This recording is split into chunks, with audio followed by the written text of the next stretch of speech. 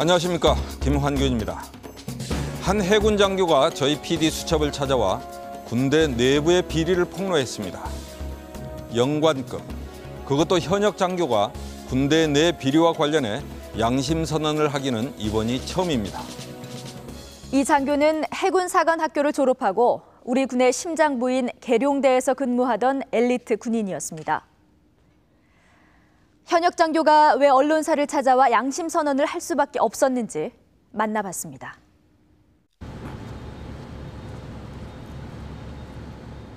한 현역 장교가 PD 수첩 취재진을 찾아왔다.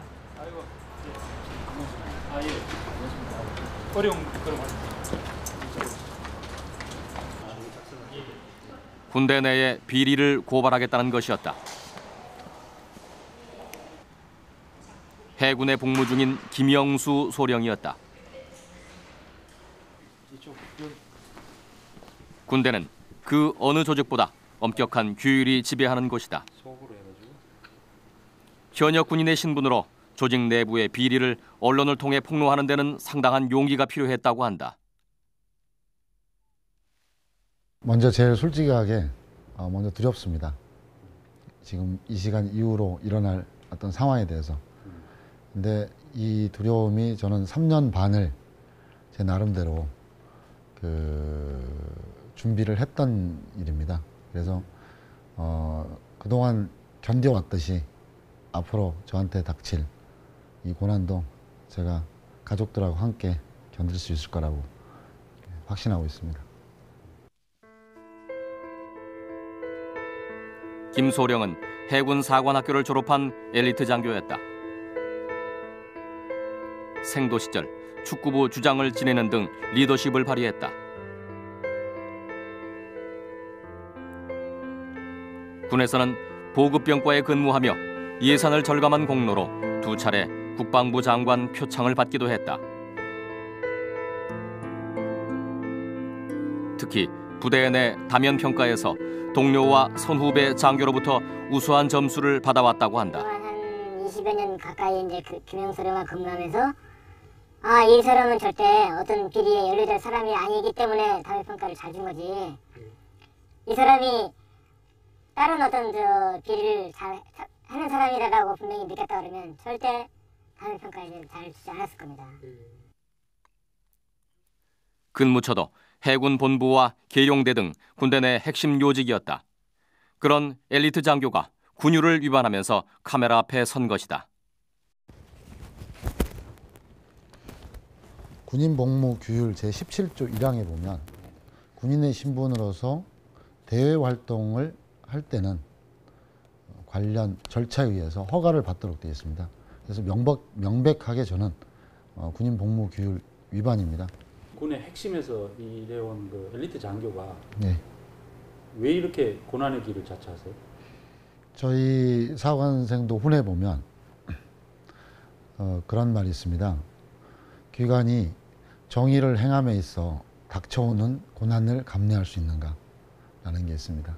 제가 3년 반을 이 사건을 가지고 투쟁을 하면서 느낀 거는 이 군 자체적으로 이 정화 시스템이 중지됐다는 겁니다. 그래서 물론 역사라는 것은 어떤 순차적으로 자연스럽게 어떤 개혁이 되면 좋겠지만 그렇지 못할 때는 어떤 한 계기가 있어야 된다고 생각합니다.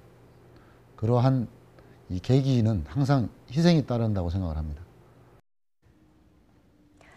군대 내부의 정화 시스템이 정지됐다. 이것이 김영수 소령이 군법에 의한 처벌을 각오하면서까지 양심 선언을 하게 된 이유였습니다. 네, 최승호 PD. 네. 김영수 소령이 군 내부의 정화 시스템이 정지됐다, 이렇게 말했는데 구체적으로 어떤 내용입니까? 예, 김영수 소령은 업무 중에 군납 비리를 목격하고 이 문제를 해결하기 위해서 내부 절차에 따라서 노력해 왔습니다. 그동안 군 수사기관에 모두 5차례나 신고했지만 헌병과 군 검찰은 단 한 번도 사건의 실체를 제대로 밝히지 못했을 뿐 아니라 수사 의지가 있는지조차 의심스러웠다고 합니다. 김 소령은 군대 내부에서는 문제를 해결할 방법이 더 이상 없겠다고 판단했고 PD 수첩을 찾았습니다.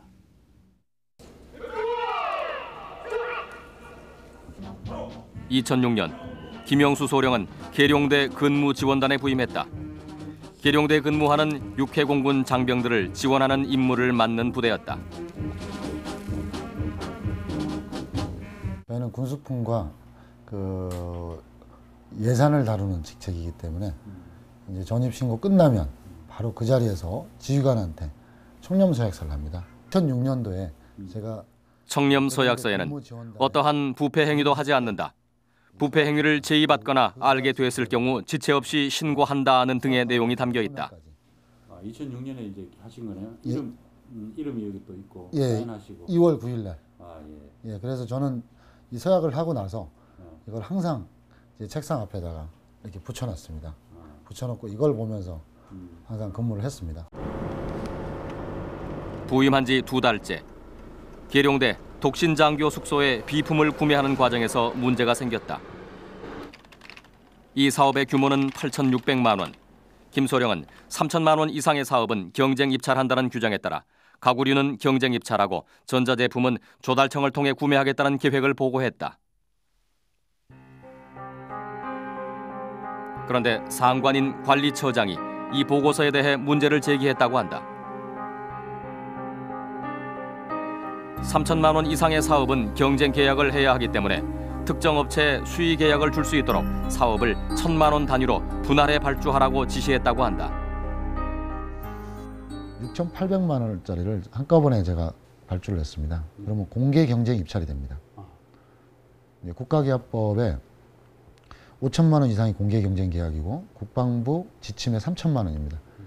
그래서 공개 경쟁 입찰을 해야 되기 때문에 당시에 관리처장 해군 중령로부터 분할하라는 수건으로 분할해서 비공개 수의를 하라는 지시를 받았습니다. 그거를 제가 거부를 했고.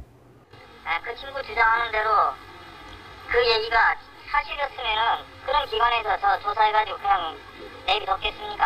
거기에 공군 상사가 있었고 올해 3월 달에 국방부 검찰단에서 저와 대질신문을 할 때 그 분리 발주라는 이야기를 들었다라고 진술을 했습니다. 김소령은 청렴서약서 규정에 따라 이 사실을 상관에게 보고했다. 그래서 보고를 했더니 지휘관이 저를 불러서 하는 말이 미꾸라지 같은 놈이라고 말씀하셨습니다.